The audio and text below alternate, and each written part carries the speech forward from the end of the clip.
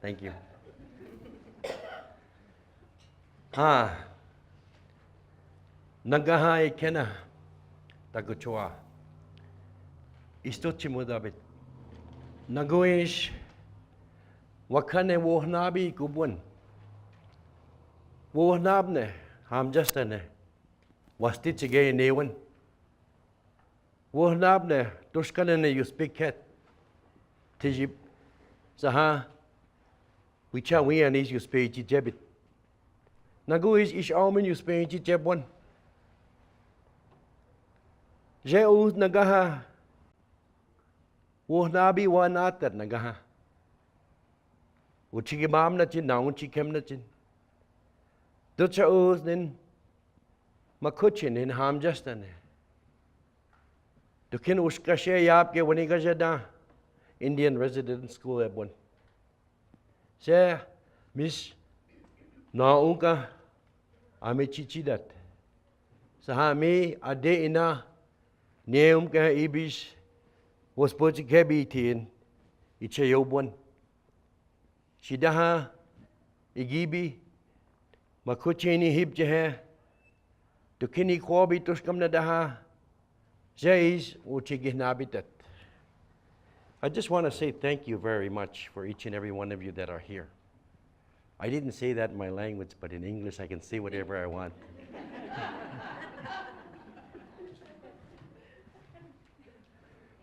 I just want to say thank you to the organizers of the Amiskwachi history series.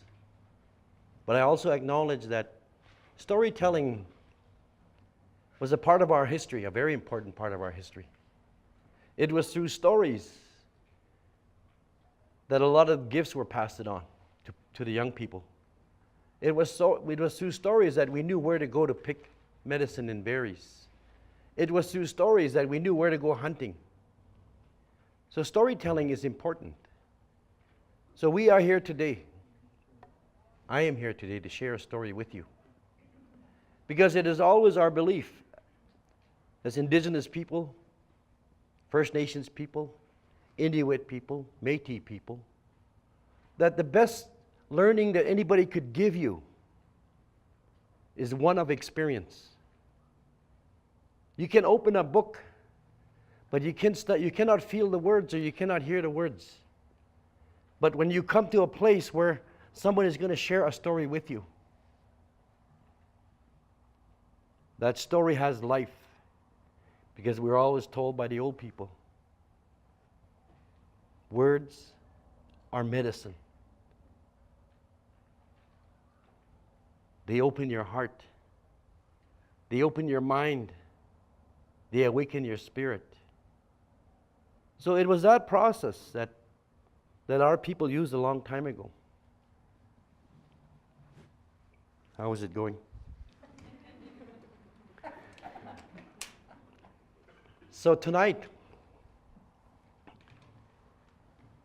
I'm just going to tell you a little bit about me. I speak the Nakota language. I don't think my grandmother went to those schools. That's why I got an opportunity to learn from her. So I'm very grateful for that. And I will speak about her in my story. I'm also the first generation. My mother and my father, they're both passed on now. They were also attended Indian residential school. I also learned about the culture, because a lot of people, when I go and they introduce me as an elder, they say, he's not an elder. And so I say to them, I have to tell you this story about our people. I said, long time ago, children were prepared to become knowledge keepers. And we call them Waka Ungisa, creators' helpers. And I come from that viewpoint. Because my father was the one that took me to my uncle Mel Paul when he was alive. And my uncle Mel Paul's uncle, the late Alfred Agnes. When I wanted to learn how to sing when I was 12, my father said, you're not ready yet. So when I was 14, then I was ready.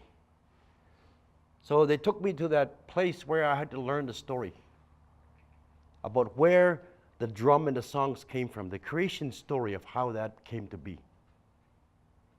And I tell you, it was a long story. And I would tell it tonight, but it's too long. And I could only tell it in Nakota language because that's how it was told to me. So I cannot translate it in English.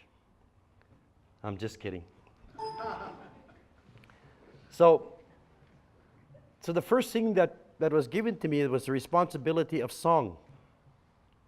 From my father, I learned the ceremonial songs, the powwow songs, the round dance songs, the ghost dance songs, all those songs. He used to tell me, my son, if you want to be a drummer, you got to learn the different songs and the 5 different ceremonies and the 5 different beats. That's what he used to tell me. My grandparents are all gone now. My uncle and my aunties, they're all gone now. My parents are gone. So many of you were told that you need to learn, you need to listen. And I did that. I took the time to learn and listen. And then I didn't realize that one day, not too far off, that I was going to be sitting there holding the prayers for my family. I did not know that. I was only 38-year-old. And the old people invited me. They said, come, Ishomin in Gabi Uda. Come and sit where the elders are sitting. And man, I tell you, I was scared. I was scared to sit where the elders were sitting. And I remember when I was asked to sing at a Sundance Lodge, they gave me the pipe, and I smoked the pipe, and then I had that rattle in my hand, my first time. I sat down, and I was already shaking the rattle. I was so nervous, I started shaking the rattle before I even started singing or even talking. But to those people who think that an elder has to be 65, I like to say this. Indigenous people, they were given stories and responsibility. I don't know at what age. For me, it was quite early. I probably could have said, no, I don't want to do this. And then I would be still sitting in the back there thinking, I'm not old enough, or I'm not wise enough. But then I thought to myself, I looked at the young people and I thought to myself, if I do not do this, we're going to repeat Indian residential school again. We need to encourage the young people to come in, not only but to listen, but to learn, to be able to give them those teachings. So I just thought I'd explain that just briefly. I only went up to grade 8 in school, and then I also went and seen the world, and I only had grade 8. So I'm not promoting that you should just go up to grade 8 and then go see the world. I'm not promoting that. But I like to say that it was this event here, 2014 event here in Edmonton, that I attended. I got the responsibility by the commissioners, Marie Sinclair, Willie Littlechild, and Marie Wilson. They brought me prints like this as well. And they asked me if I wanted to be the cultural coordinator for this event. And I felt so grateful. And I felt so humble that this event was coming to our territory, our city, our province. And for that, I was very grateful. So I accepted that responsibility. And then I sat and listened to the survivors and their stories. And many times that after each session, I would go outside and And of course, it's painful. I would go outside and shed some tears. And then I would come back and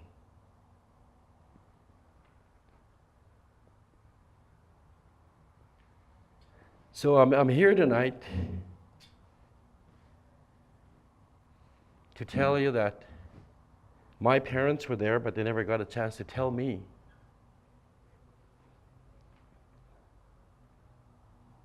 their story.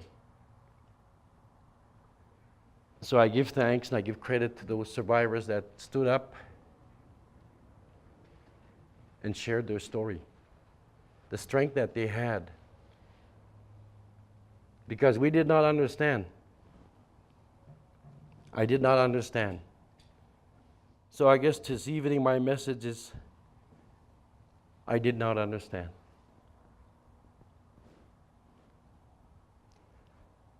I had a film that I wanted to show before I start, so can we do that? Us, it's about the survivors. Yes, there are issues that we continue to face, and we must continue to face those challenges. And we have to all, at some point, reconcile and work together, and that includes all of us.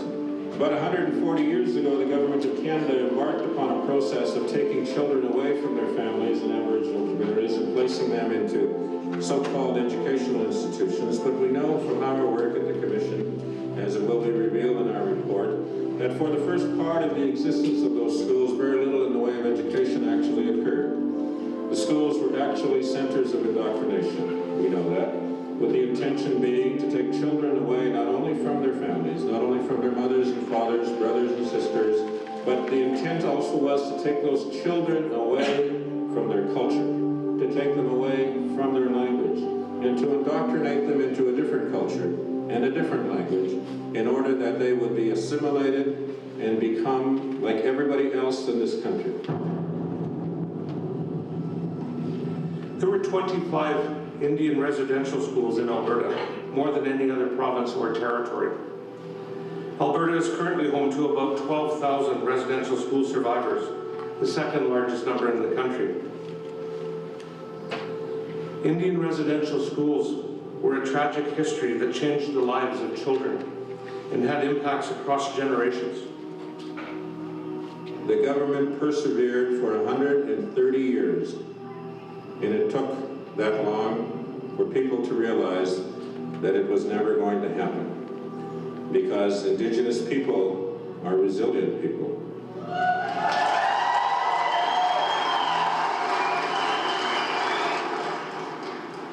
And at our commission, we know that part of the obligation that we have is to look at what happened, to gather the truth, to talk to the survivors and have the survivors put on the record their stories, so that those stories would be the foundation for a dialogue about reconciliation in the future, so that people will understand why it is that there are families that cannot function properly back in Indigenous communities, why there are so many people who do not know who they are, who cannot stand up and explain to you what it means to be Anishinaabe, or what their teachings are. They don't know their creation stories because it's never been taught to them. They don't know who their heroes are. They've never been taught about Tecumseh and all of the other leaders of this world who have stood up for our people in the past, because those stories have never been given to us.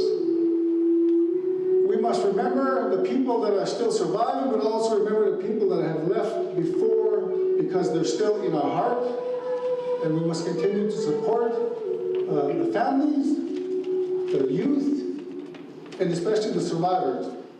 I too personally experienced violence as a child.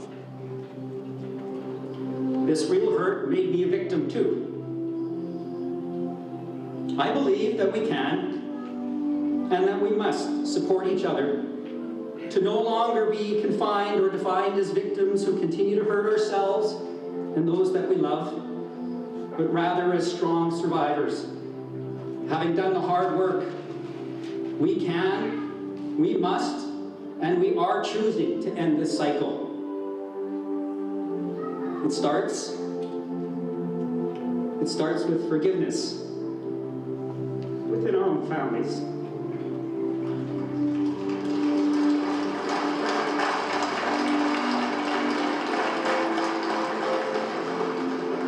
forgiveness, to not hold on to the pain and the suffering. And most importantly, to not pass this on any longer.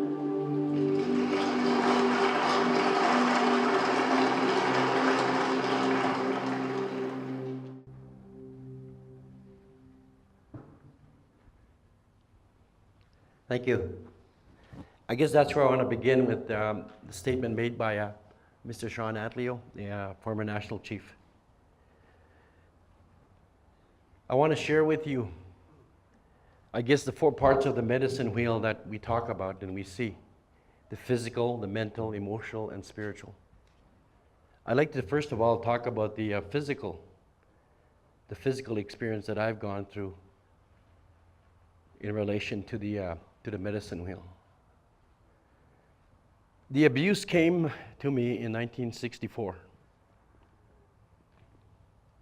I think I was like 6 or 5-year-old at that time. And I remember going to the Indian school in Pulban, Gooderham Indian Day School.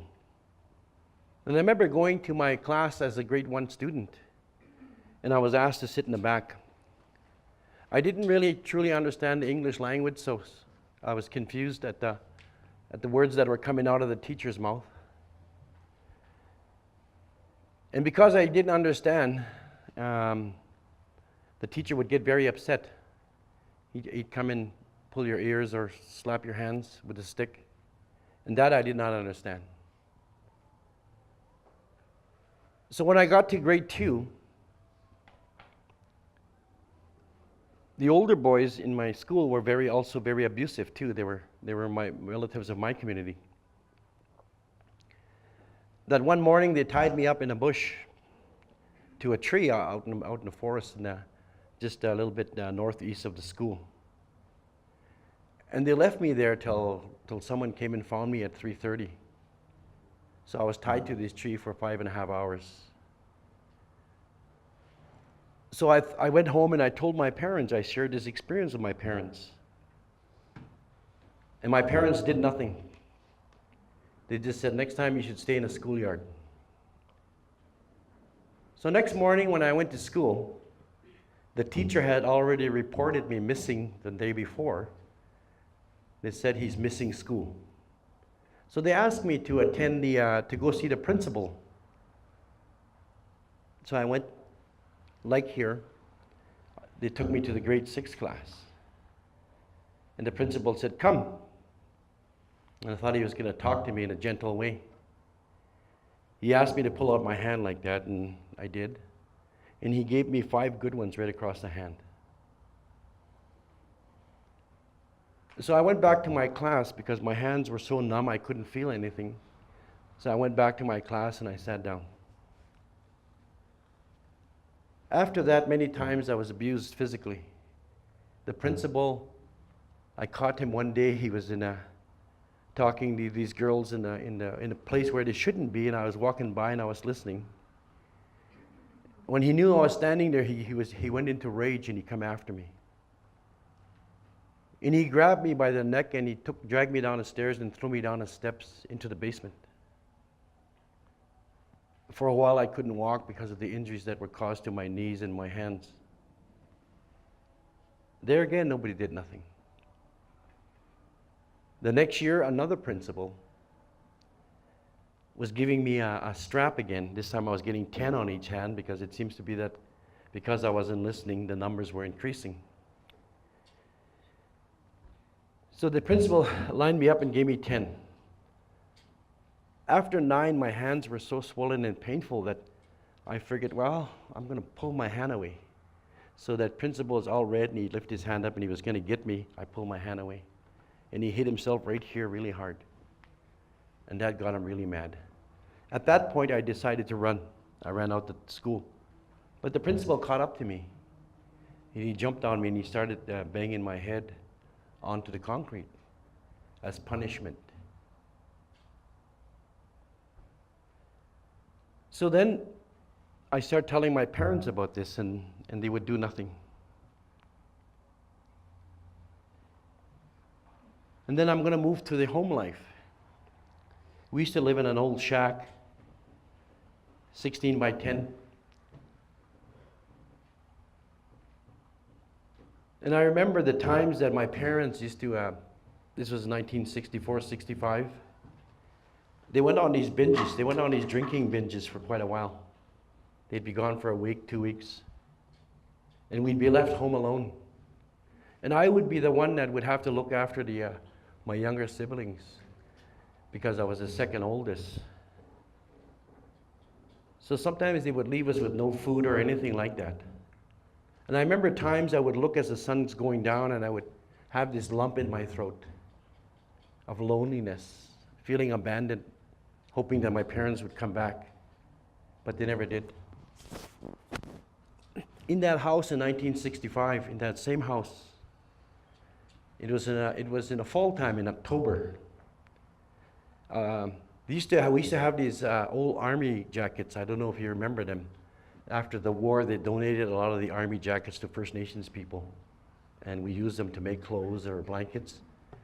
And we had these army blankets on a floor, and my brothers and I were sleeping there, and all of a sudden I noticed that the house was getting really warm. So I got up and I looked, and sure enough, the airtight heater was just over there. It was red hot. It was making that sound, poop, poop, poop, poop, poop, poop, poop, that nice sound. And then I looked and I saw this woman sitting just on the other side of this airtight heater. Then I also looked and I saw a person lying on the other side of the airtight heater. Oh, you should have, I felt so amazing that night. I felt a sense of relief because some older people were now in the house. Man, that made me happy. So I got up, and then the old lady spoke to me in Nakota. She said, "Oh, my grandson, you got up?" I said, "Yeah. I how did you get here?" They said, "Oh, your grandfather and I came and looked after you for tonight." I said, "Good." So I went and got some water, and I went back to bed. Not long after, it was cold in the house, really cold. So I got up and I looked, and they weren't there anymore. They were gone. But I knew who they were. But little did I know that I forgot that those two, grandmother and grandfather, had passed away in the early 60s in a trap line.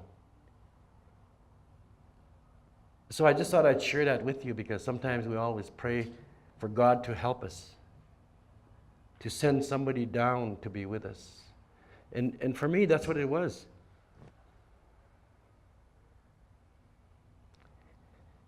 They send those old people. They send those old people down to comfort me that night. So I thank God for that. I thank God for that experience. And then we moved into this other house. 1967, we got this 3-bedroom house. By that time, the drinking had gotten carried away. My parents were drinking every night. None of us could get any sleep. I had to make a little fort in one room to keep the people out from coming into our room. I never thought, why would they want to come into our room? It never occurred to me. All I wanted to do was, I wanted to keep them out of our room. And sometimes I would sneak out when I hear a noise and just to look. And I saw things that were very horrific. I was so young, I didn't understand it, but what I saw was these two men were stripping the clothes off my mother in the living room. Today now I know what it was.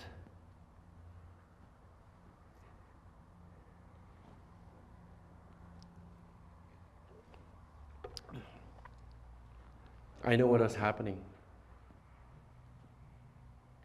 And this other time, I heard this loud noise banging into the living room. It woke me up. I went to check. My father was a very small man, but he was very strong because he was taught. He also went to the army, so he got taught how to defend himself, but he also got taught how to take a life if he needed be. I woke up and I saw my father abusing my mother physically. But what I saw I didn't like, because right below her feet was this big puddle of blood right there. So I jumped up and I ran and I grabbed my father around the neck like this and I hung on for dear life. I think that triggered him to let her go, let my mom go, because then he was coming after me. But somehow I had the strength to hang on until he calmed down. So later I asked, because my mom went to hospital that night, later I asked my parents, I said, what happened? What happened?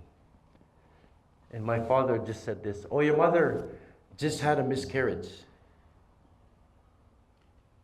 Just had a miscarriage.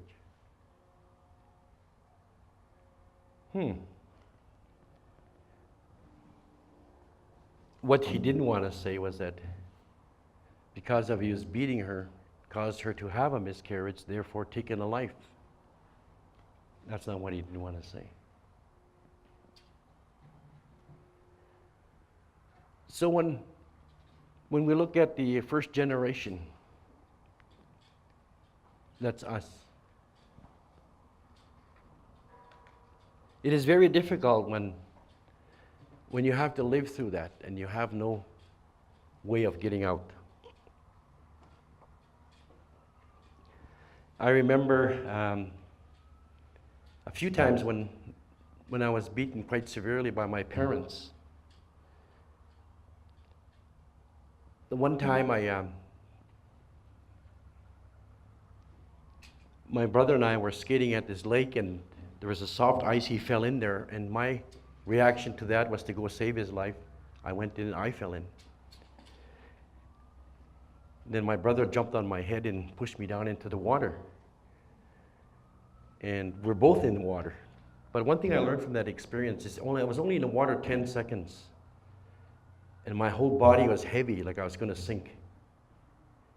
And I'd like to thank my cousin that time. He brought his hockey stick and he brought us both out of the water. So it was a mile away from our house, that lake, and we walked back in the evening. It was about 8 o'clock in the evening. I got home and my parents said, what happened? I told them what happened. And then they said, it's your fault. So then my father took a cord, electrical cord, and he started beating me with it. And he told me, I want you to go back to that lake and go get that jacket you left behind. It was like 20, 30 below outside, and my clothes were frozen solid. And I had to walk back and go get that jacket and come back. It wasn't until I was 14-year-old that I realized that I had to do something about Wilson, me. Because being the second child of a family, I was kind of like the father and mother to my siblings whenever they weren't around. So I was the one that went and got the wood. And you remember back in the 60s, the snow was that high. You remember how high it was? For those of you who were born in the 50s and 60s, I used to go back in the springtime and see, I have to finish cutting the rest. That's how high we used to cut them. I made sure that the kids were warm, and I made sure they had food by snaring rabbits, fish, and muskrats. I was doing their job for them. And I was very young. But what hurt me the most, I think, was this. My older brother, he used to always run off and go visit, and he'd never help us. Or he'd come around and try to help us. I remember my older brother got his real beautiful horse as a gift from my parents. And my younger brother got another gift, I think it was a bike. And me, I didn't get anything. And really that kind of hurt, really, really. Because I was the one that made the fire at 3 o'clock in the morning and kept the house warm until everybody got up. I was the one that went out hunting no matter how cold it was to bring the food in. I was the one that ensured that the People that were drinking in the house could not get in the room. So it was when I was 14, I sat up in my room looking. We had this little room. Actually, it was just a blanket on the floor. I sat there looking at the ceiling, and I couldn't move anything. I think it was still 10 o'clock in the morning that I finally moved this finger. And then this, and then this. See, I think it was almost, I almost had a nervous breakdown. I think that's what it was.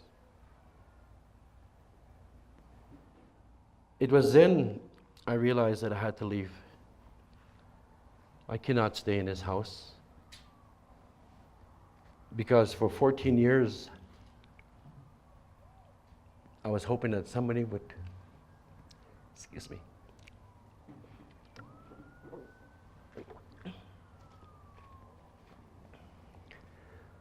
I was hoping that someone would give me the love that I needed.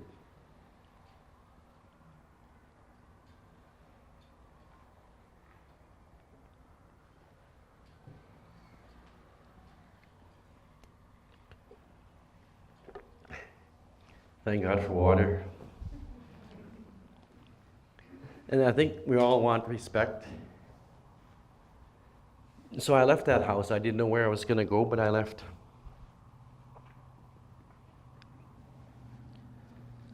I went to visit in Alexis, my uncle Percy. I went to visit my adopted mother now, Marceline Potts. They took me in. And they gave me a lot of support. They made me understand. So when I was 16, I came into the city to come and find work. Because I had now quit high school, junior high school. I went up to grade 8.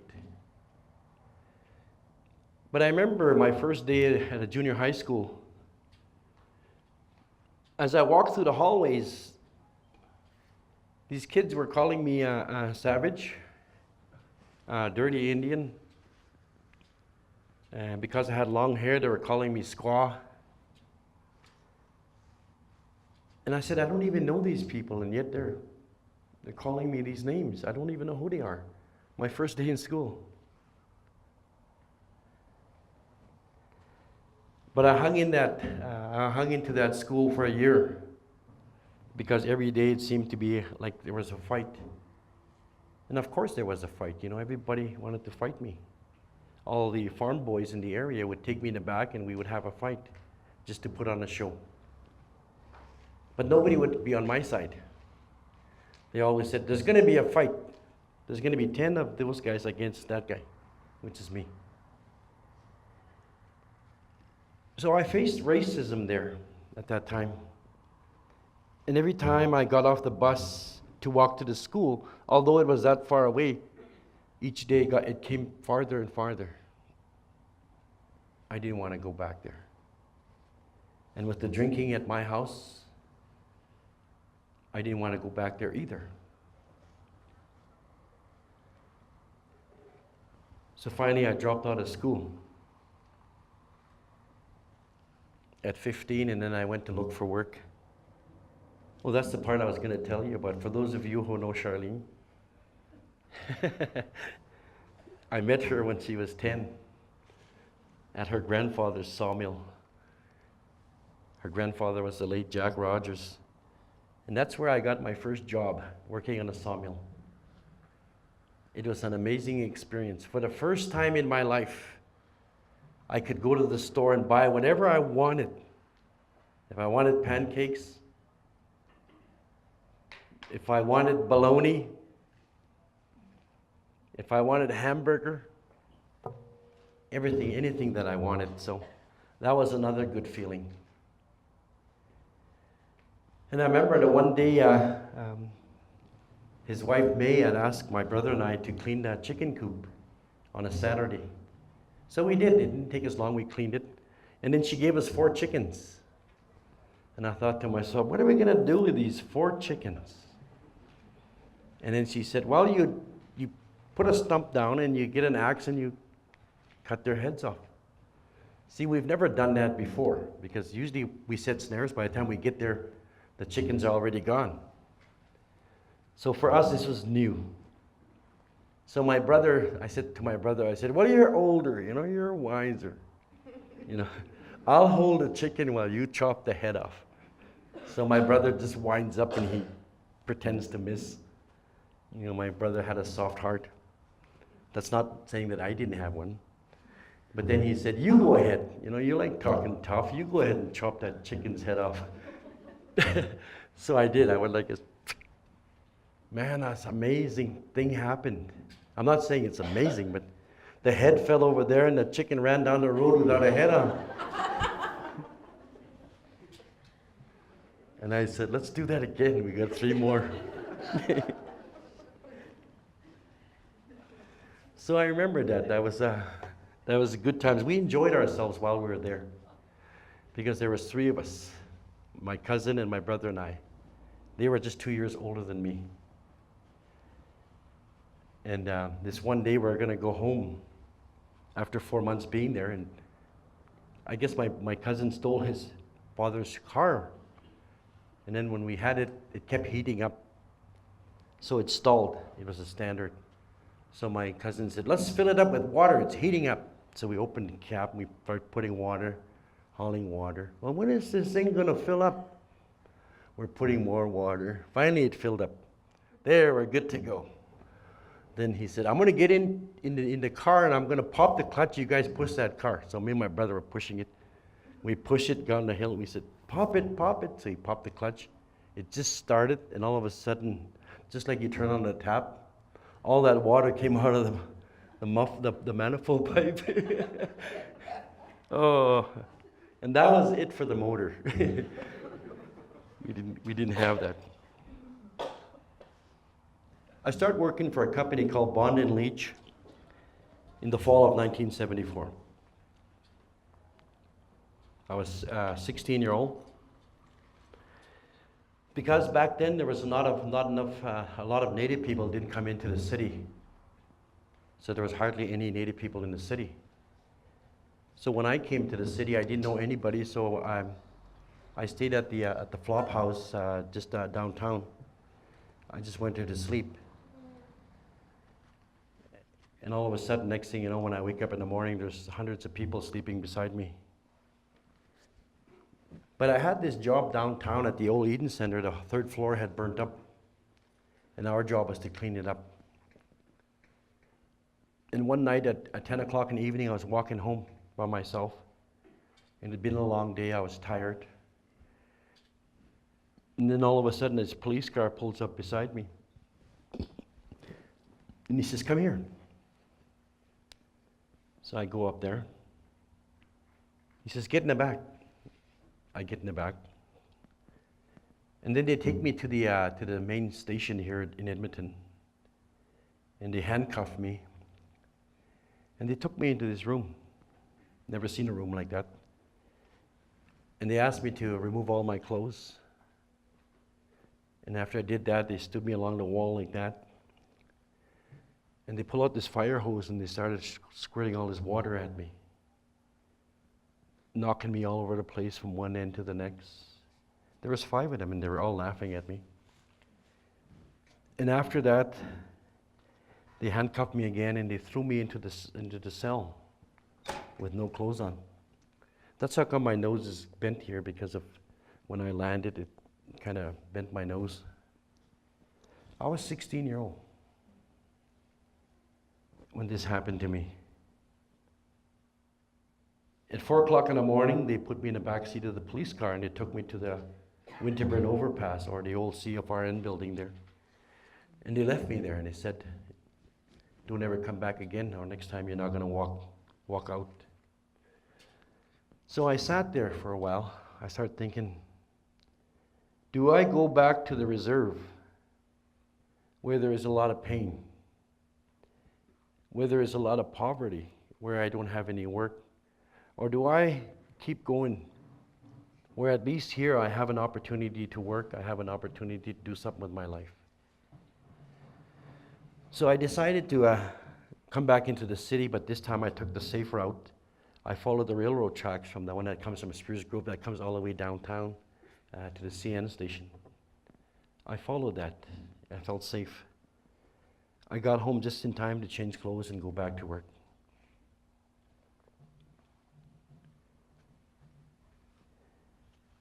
Now I share this story with you because when I went to that TRC event and I heard all these survivors talking about the pain that was caused to them, but I also saw that when they released that pain, the spirit within them came back again. You could see that glow. You can see that smile on their face. You can see that happiness that they had released something that was so painful inside, that it was gone now. So that was that was for me too. I needed to release that, to tell this story, tell those stories. So that's when I guess my story, and also what I like to do in terms of truth and reconciliation. Many of us have heard from many people. There's all kinds of opinions. We got political opinions, we have educational opinions, many opinions.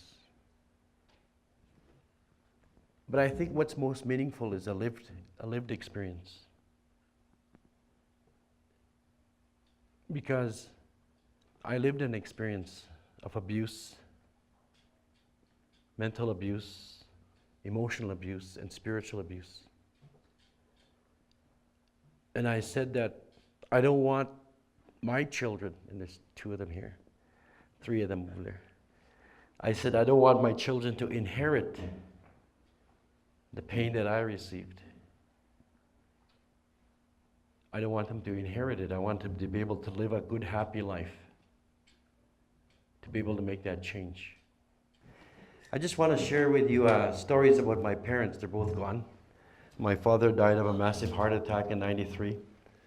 My mother passed away from Alzheimer's.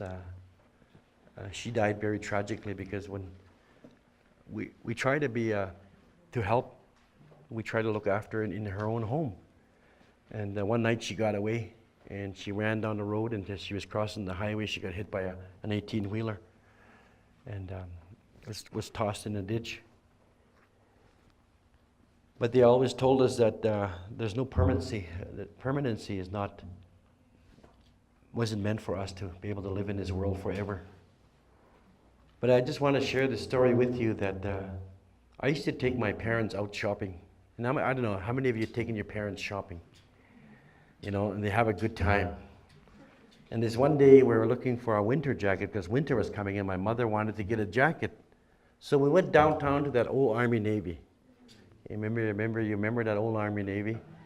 I think that was an Indian store, with a First Nations store, I think, because a lot of First Nations would go there, and now it's Walmart. But anyway, we went there, and my mother was looking at this nice jacket when we first got in there, and we were just walking around, and probably an hour, a couple hours go by, and then my father says, "Well, are you going to get a jacket?" He said, "Let me look. You know, don't rush me." 2 hours later. So then my mother says to my father, he says, "Well, why don't you go get some pants? Buy yourself some pants." So my father goes up there and picks 2 up really fast, comes walking back. He figures that's going to do it. So an hour later, we're lined up to pay for the jacket and the pants. And it's funny because that jacket that my mother was looking at when we first got there, that's what she was going to get. So they're lining up, and my father's standing behind my mother, and my mother stops and looks back at him like this, and he says, "Brr." He says, "What?" And my mother says, "You can't buy those jeans." And my dad says, "Why?" He said, "Look at that label." My dad looked at it and says, "Well, what do you mean?" He says, "Can't you read? It says straight leg jeans. You can't buy those because you're bull-legged."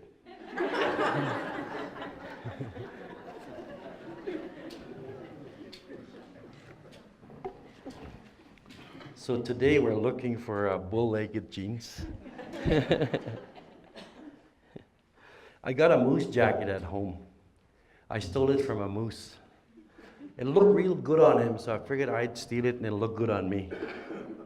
And that moose jacket does look good on me. But the only thing is that a moose is strong, and he can carry a jacket that heavy. When I carried that jacket for a couple of years, 2 years later, I was walking around like this. Next thing you know, I always became bull-legged from wearing that jacket, so I don't wear it anymore.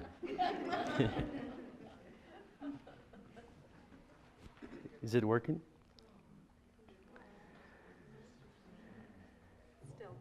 Oh. Well, we'll just start. I was just going to wait till this movie would come on. First of all, I'd like to thank Edmonton Public Schools. I also like to thank Elk Island School Board. I also like to thank Edmonton Public Libraries for giving me that opportunity to come in and work in those communities.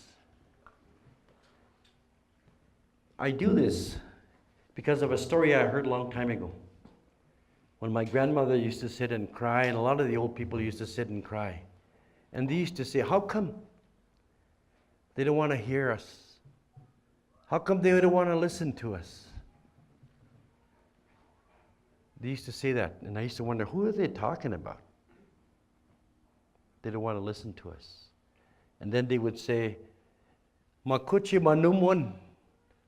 Oh, the ones that stole the land. They used to say that. So when I became a chief in 1992, we had an elders gathering. And a lot of the elders, they were talking about, we need to get the message of the history of Canada in relation to the newcomers. We need to have a discussion. But every time we went to the legislature, they'd close the door on us. Every time we went to Ottawa, to the parliament, they'd say we don't have an appointment. They wouldn't let us in.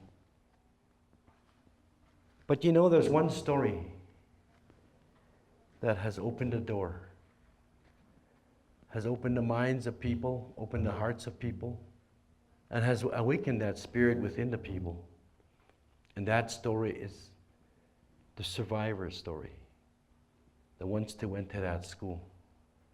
It is that story that opened the minds and the hearts so people can listen, people can feel, people can understand. That is why we're here tonight. Reconciliation is one topic that's being talked about today. It's also being talked about that what are we going to do and where we're going to take this. So when I heard those comments and I heard those statements, I said, I need to do my part. I need to talk about the gifts that were taught to me by the old people and share it with the young people. So for the kids that are in Edmonton Public School or the kids that are in Elk Island, I go there and tell them the stories about the songs and the drum of our people. And they love it. You know? I want you guys to say, Amba Washte. Say that. Amba Washte. Amba Washte no. Then I want you to sing. Amba Washte. Amba Washte no. Amba Washte. Go ahead. Amba Washte no. Amba Washte. Amba Washte no. Amba Washte. Amba Washte no. I share that with the little kindergartens and the grade 1s and the 2s and the grade 3s, 4s. Because I learned something from history. A long time ago, they took our great chief, Sitting Bull, to England. He went and be part of the Wild West show. They didn't take him there because they respected him. They took him there because they wanted to show a Lakota warrior being defeated. So his job was to come around a corner and fall off. So I learned from that story. I said, if we want change, we have to give something so people can remember. You go anywhere in Elk Island School, kindergarten, grade 1, grade 2, grade 3, grade 4, grade 5, grade 6, get them to sing that song for you. They'll sing it. And they'll dance to it. Because we got these steps that we do too. Very sacred. You just move your foot this way. Amba was day, Amba was day, and no, Amba was day, Amba was day, and no, Amba was day. Because our job as educators or teachers is to leave something that they can remember, something that they can use. So when a topic like this comes up, they'll say, hey, wasn't Wilson Nakota, was he an Indian? Did his parents go residential school? You leave them with something that's going to trigger their minds, that's going to help them understand greater. And then I tell them, you know, that was the animals that taught us how to sing. One of the stories, because there's many ways that Indigenous people were taught how to sing. And I said, listen to the loon. I said, when I was growing up as a young man, my father used to tell me, you listen to that loon. If you can sing like him, you're a singer. So then we try to sound like the loon. And then we said we took how to dance from the animals. Because we looked at the way they move, the way they dance. So we took those steps from the animals to teach us to do the dances that we do. And how did we get the words? The action of the animal told us the story of the words to the song. So you tell that to these kids and they're sitting there like this. And they like it when they try to sound like a loon. They'll practice and practice. How are we doing? Okay, I'm going to go to this.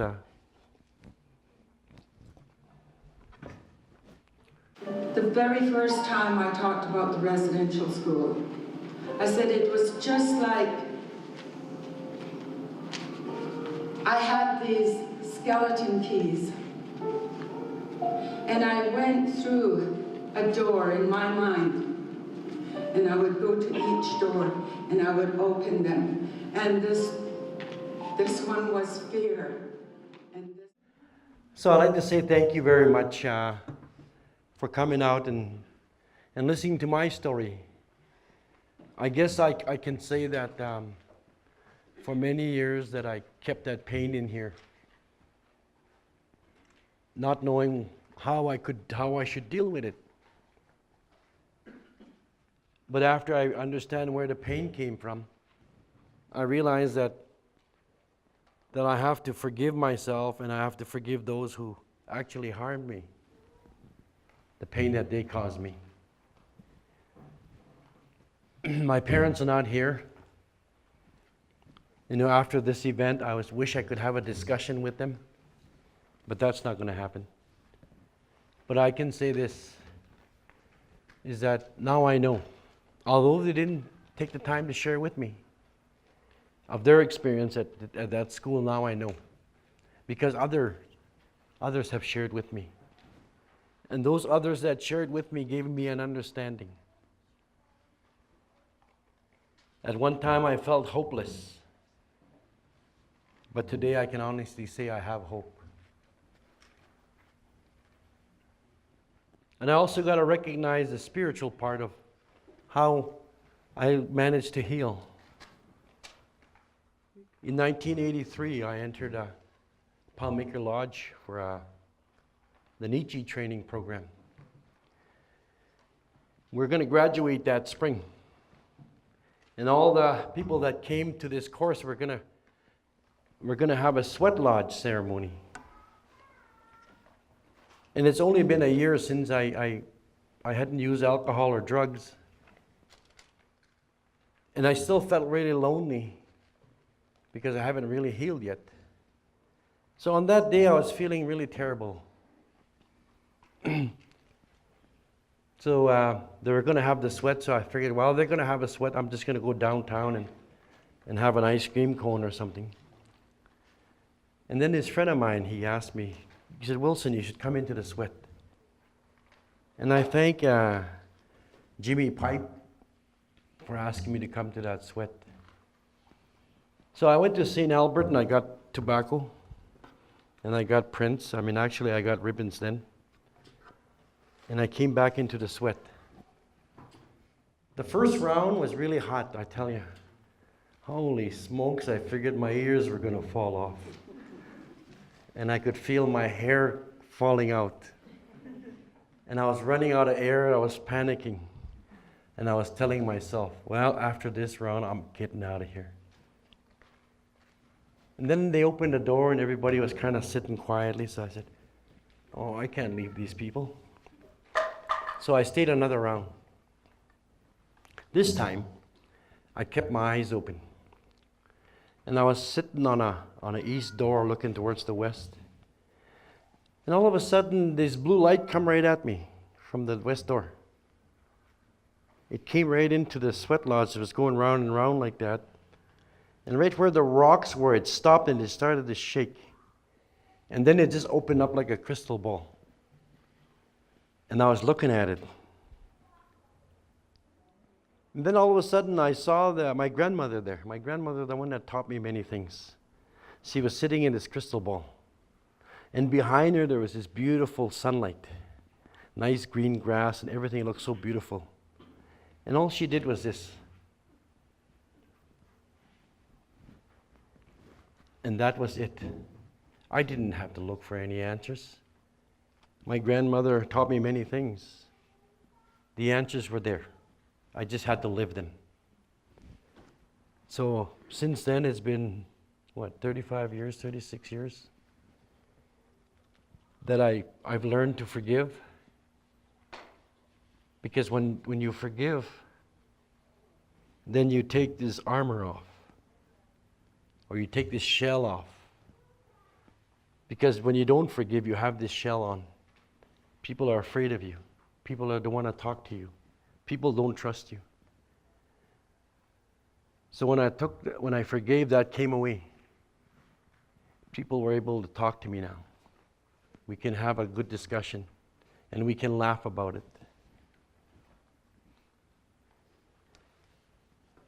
So when it comes to reconciliation, I don't have the answers for you. Because I cannot speak for your spirit. I cannot speak for your heart. I cannot speak for your mind. Only you can.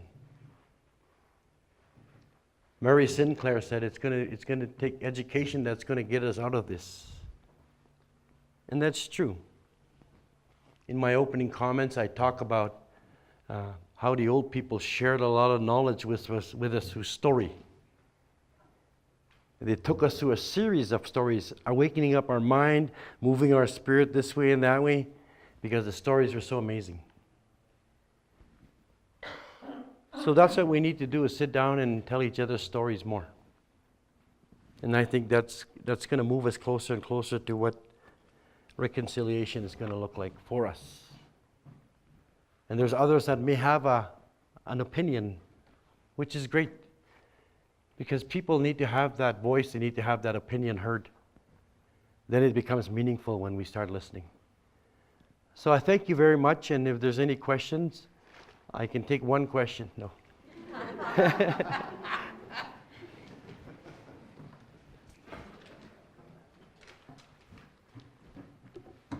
a question. Okay. I just was curious how you as a child understood your parents' non-response to the abuses that you were subject to by the other children. Like, how did you understand it then, and how do you understand it now? Because, sorry, go ahead. I think you said passivity. I wasn't sure what you said. Something like that. Yeah. Well, because when they abused me, they didn't stop. So if somebody else abused me, it wouldn't matter, because I was their child. And they were abusing me. So if they saw somebody else do it, well, it didn't matter. He's probably asking for it, sort of thing. Yeah. Any other questions?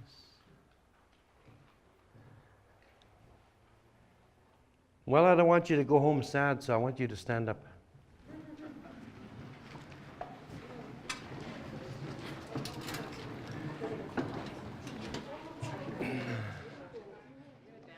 I want you to put your hands together.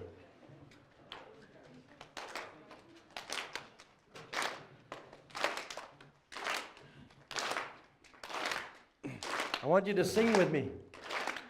Abba was day, Abba was day, no, Abba was day, Abba was day, no, Abba was day, Abba was day, no, Abba was day, Abba was day, no, Abba was day, Abba was day, no, Abba was day. Abba was day, no, Abba was day, Abba was day, no, Abba was day, Abba was day, no, Abba was day, Abba was day, no, Abba was day. Thank you very much for coming out.